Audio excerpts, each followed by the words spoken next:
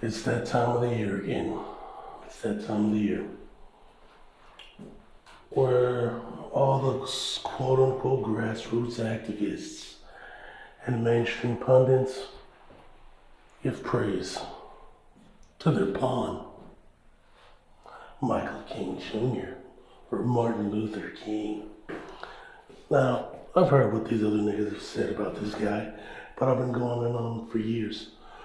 Martin Luther King was exactly what I said he was. Now, I'm not gonna go into this bullshit about him cheating on his wife and all that dumb shit. I don't give a fuck. The whole purpose of that was to destroy his moral character, because you gotta understand, JFK propped Martin Luther King and the other big six coons up. They propped these Uncle Toms up to make them the moral compass of the Aryan race in America. That was the whole purpose of him, Randolph, John Brown, John Lewis, and all those other clowns. And then they picked the most charismatic one to be the face, and that was Martin Luther King, Michael King. So they propped him up, and basically what that meant was his ass was being groomed to be martyred, so that they could trounce his corpse out whenever they need to quell the Negro. Because that was the real goal. That was the long game that the whites played, which we've seen has worked. It's worked swimmingly, actually. Now let's run it down, Jackie Dandies. Here's the deal. Black activists had been trying to get reparations. Black activists had been trying to get resources because black people were paying taxes. I've said this a million fucking times. And they needed to get ahead of it. They needed to stop that. They needed to destroy that whole narrative. Also get rid of the black economic base and get these grassroots activists to shut the hell up. Now they had an idea of what would happen if these black people got money. Because a couple of white people with lots of money said, you know, fuck it, we're just gonna give some niggas some money. So they gave black people money in Oakland, they gave some black groups in Chicago money, I think New York, and they built all these organizations, Black Panthers, Black Liberation Army, the Viceroys, and they started doing all this shit. Some were getting weapons, some were building clinics, breakfast programs, paying heat bills, utility programs, food stamps for the poor, rent vouchers. That was all these black people doing that, from building these organizations, thanks to the couple of millions of dollars that they'd gotten. And they knew that, so when they saw that, back when blacks were progressive, they said, we can't give these niggas any more money. So there's that. That's why you're never going to get reparations. And they know you're not going to physically do anything for those reparations. Furthermore, we've all seen what happened with Haiti when they were fighting for reparations. It was the American military they sent in there to get Aristide out. And the first thing they did after they kicked him out was they had his vice president instated as the president. And he immediately withdrew the claim, immediately. So if they ain't gonna let some goddamn Haitians, whose economy the French ruined and the Americans later ruined by stealing all their gold, there's no way in hell they're gonna give American blacks any money, especially knowing that they aren't gonna fight because they've been mentally tainted by the manufactured version of Martin Luther King. To be weak, servile pussies that are gonna beg and cry and march for everything. Now, let's get into it. Martin Luther King and the Big Six Goons hijacked the March on Washington. At the biggest stage on earth, when it was time to go, when it was time to give out the message, what do blacks want? We're gonna do this, we're gonna take that, which is what the purpose of the original March on Washington was. This nigga started spouting nonsense. Listen to the whole fucking dream. It's crap. Not one fucking demand. Not one fucking command. No threats, nothing. Nothing but moral bullshit. That's how these fuckers work. They go, we're the moral, and I'm gonna tell you something, you're not the moral compass of the white race. They did not give you rights because they felt guilty. They gave people rights, I keep saying it, because they were out there handling their props. I can't say it anymore, can't like I used to, because you're gonna get all mad. Oh, it's a hate speech. It's not hate speech, what happened? Stupid ass. Black people went out there and started handling their business. And they didn't like that. They didn't like seeing those blacks with the straps on the roof sniping. They didn't like seeing those blacks in Detroit whooping ass. They didn't like seeing those blacks in the Bronx handling business. They didn't like any of that. So they needed to ramp it up, and so they took their little martyr, their little groomed pet, and they martyred him.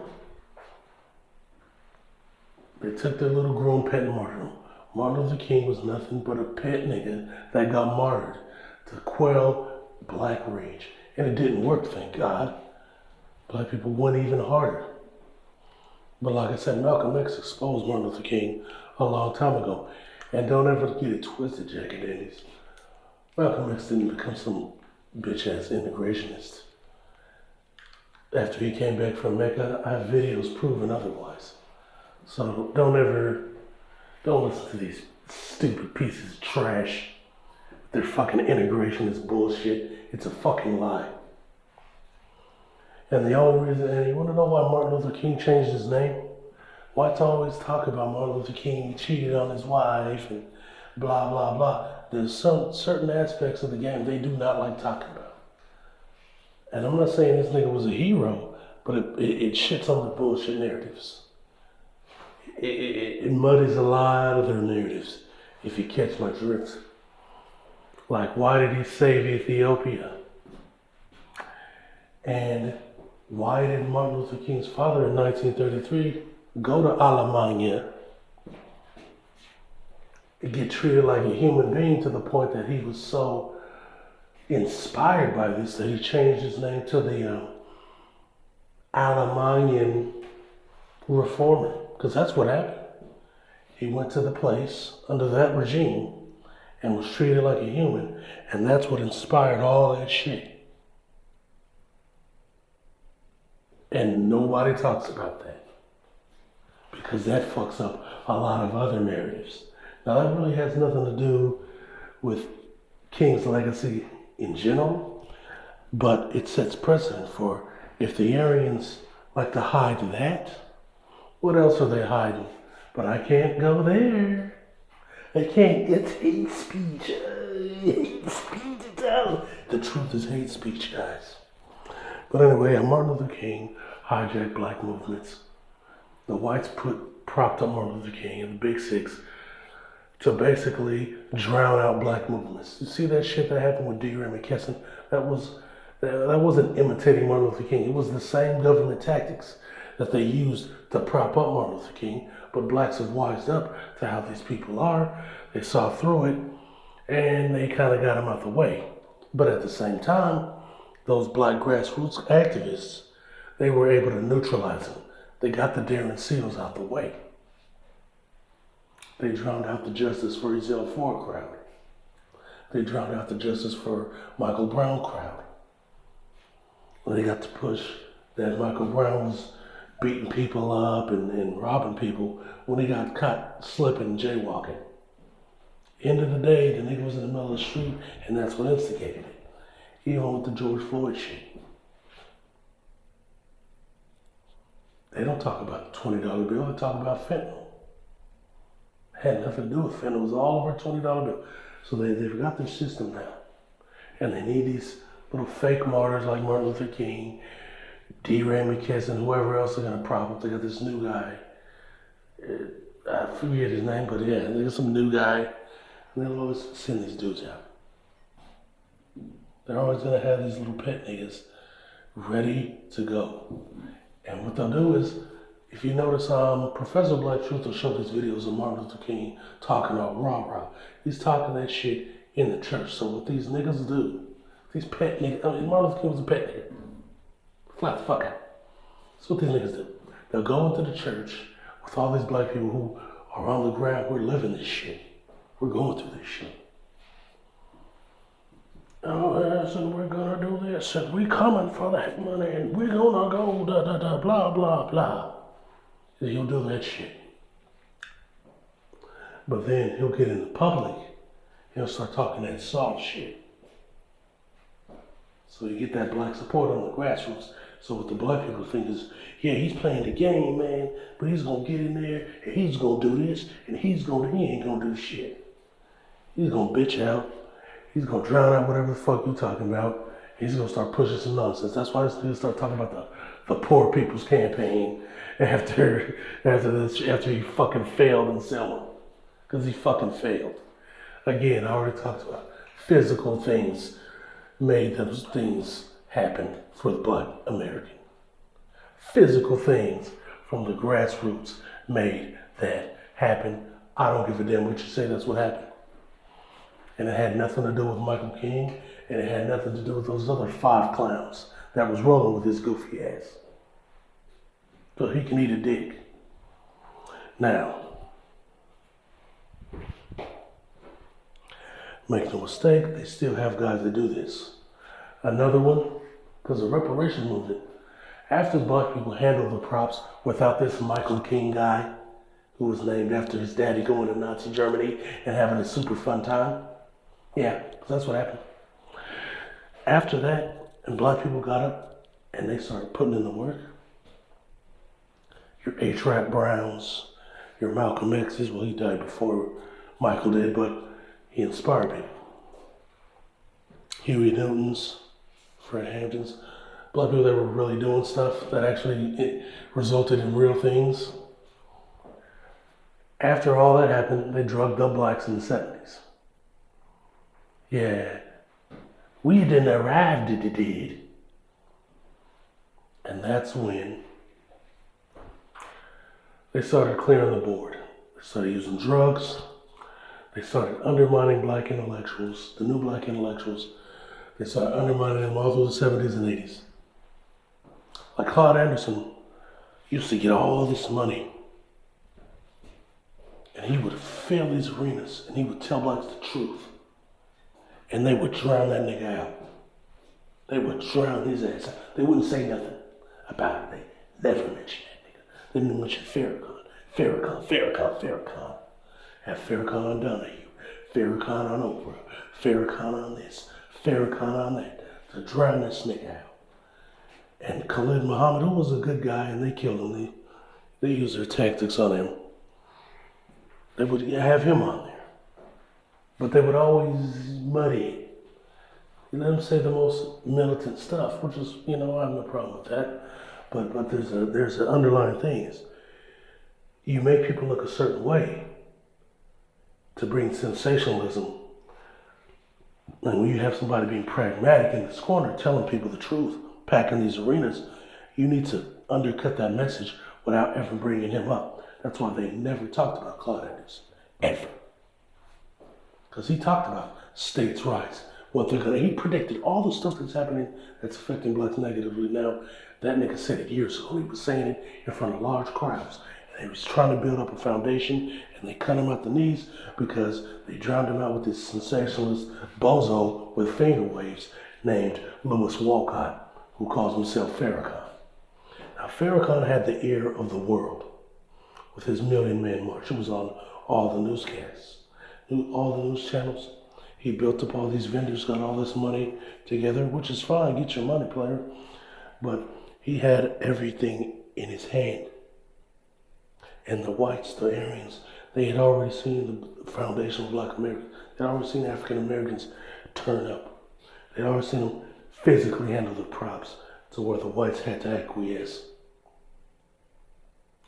And he was there, and we were all watching back in 1995. And that's the day the O was born. That's the day I fucking saw it, man. That piece of shit Farrakhan got his coon ass on that fucking stage and he didn't say a motherfucking thing. Just like Martin Luther King got his coon ass on that stage in front of the world and he didn't say a motherfucking thing. Fuck those niggas. They're fake. Fucking clown. I have a dream. Shut the fuck up. Listen to the whole dream. Listen to the speech. And then look at the climate and look at what blacks were actually fighting for. He did not address it, not once. None of their demands are ever mentioned, excuse me.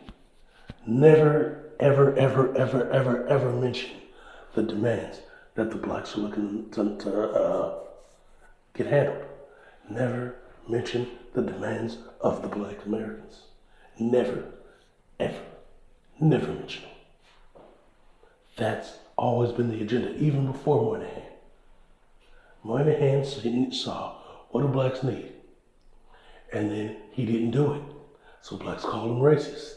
So then he made it the official policy to never address black issues and use this raising all boats with one tide bullshit, which means helping anybody but blacks.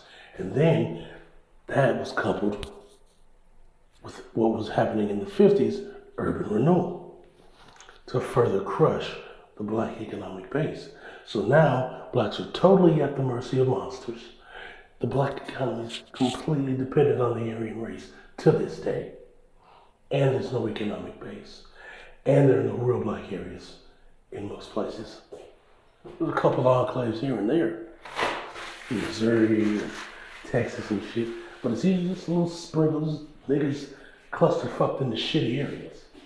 It's the truth. I'm not fucking making this shit up. I mean, and there's no meritocracy here. Niggas got $120 million. They dotted their I's. They crossed their fucking T's. They went down there and they made their offer. They met all the fucking requirements and they got told to eat a dick sandwich. And they got sold to who? America's so-called enemy, a damn Russian, for less. It's about race, motherfuckers. It's about power, and all of it's about anti-blackness. It's all predicated by anti-blackness. I ain't lying about none of this shit. Everything I've said is the goddamn truth. And guys like Martin Luther King, they undermined black people. Martin Luther King undermined black people. What niggas will do is they'll ignore everything I say. Like, oh, he should just Martin Luther King was an Uncle Tom that was propped up by the government. He spoke that rah-rah shit at grassroots meetings to build up a base. He got on the national stage. He ignored your agenda. He didn't speak up for you. He spouted platitudes and moral nonsense. And then he failed in selling. And black people took it upon themselves to handle their own props. And that's what got you your rights. That's what the fuck happened. That's it. So again, to this day, if you want to get your reparations, you gotta handle your own props. And that's a fact. Bitch.